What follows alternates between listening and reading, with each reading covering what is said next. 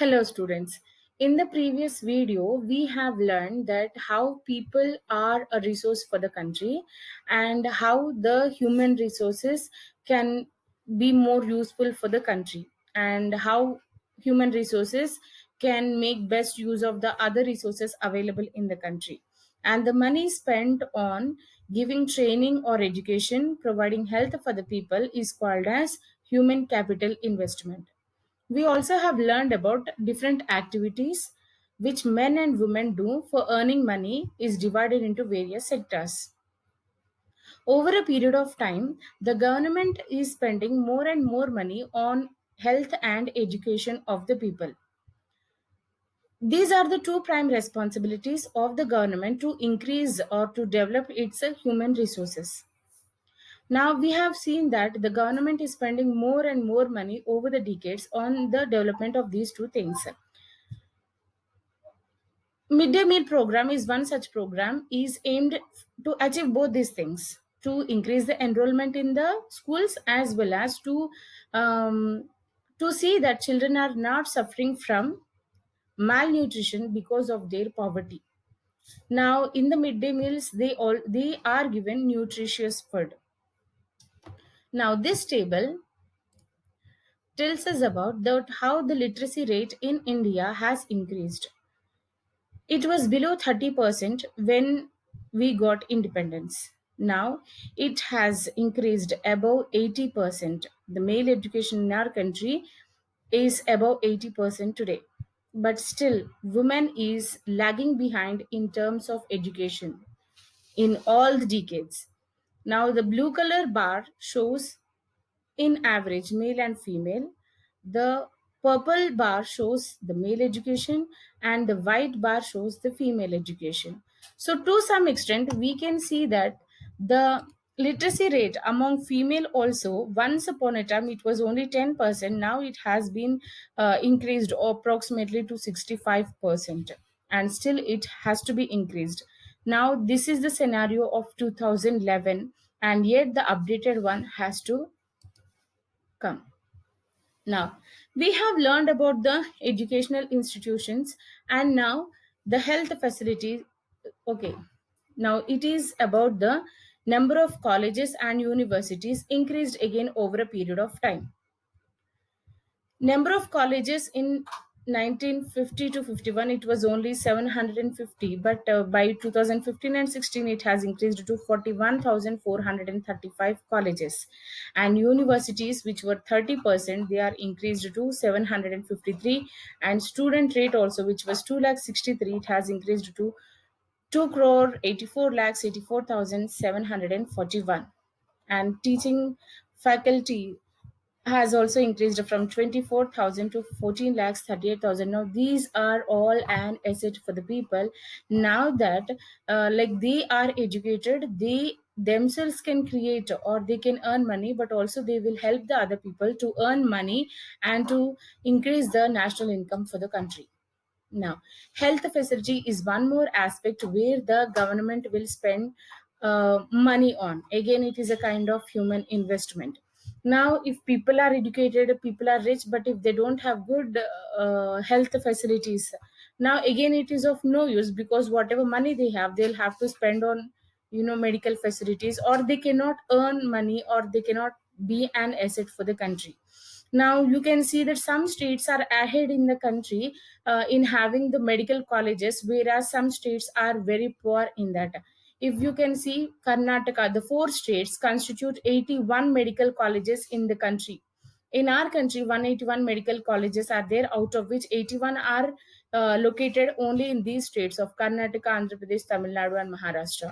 Now these states are there like Bihar and Uttar Pradesh, they have poor medical facilities and medical colleges. Even there has been a great increase in the health facilities which are provided by the government. The number of dispensaries in the hospitals, number of beds in the hospitals, nursing faculty, doctors, allopathy, everything has been increased over a period of time.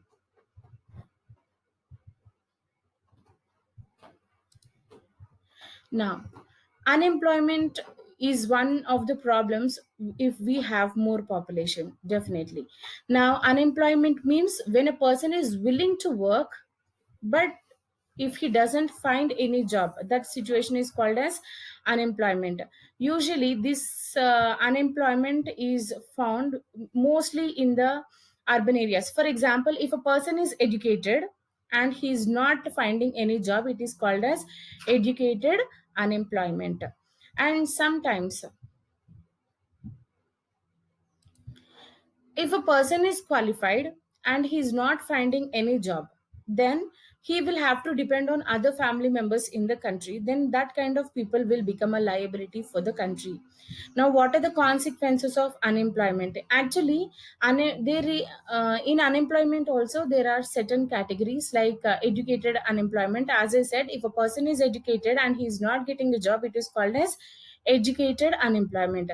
Now disguised unemployment is one such thing, is another type.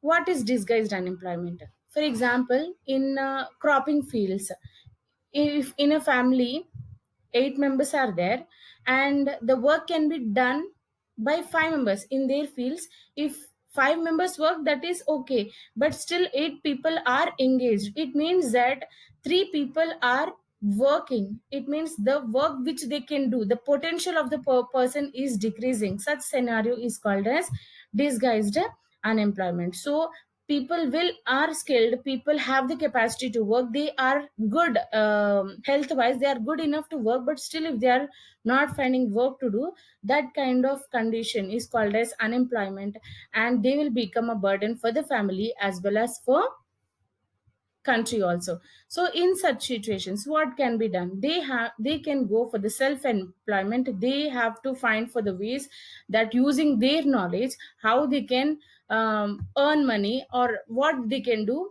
out of their knowledge. And one more example is given of a village. Here few villages, they decided that they will send their son to the agricultural college. Now that son who joined in the agricultural college, he did agro engineering, and he invented a new type of fluff. Now this fluff was used, and the yield has been, this is a variety of flour. So the productivity in their field, in the wheat field, has been increased. Now he became an asset again for the family and also the firm where he is working. Now the villagers, now this is the benefit of education. If a person is educated, he not only for he himself and his village, he can become a asset for the country also. So all the village members, they went to the sarpanch of the village, they went to the panchayat and they requested to open school in the village, so that they can send their children to schools. And also they gave training for their daughter, and now that girl is preparing, is stitching clothes for all the villages. Now their time has been secured. Now for getting clothes, they used to go to the nearby towns. Now the time which they used to go to uh, town to different places, that has been reduced, because in the village itself that girl is stitching clothes for everyone. They need not go outside the village for buying clothes now. Now this is an example that how human resources can be an asset for the country. They can be an asset for the family and also for the entire country. Now it shows that all the resources are, they get actual value only when they are utilized by the human resources. Thank you.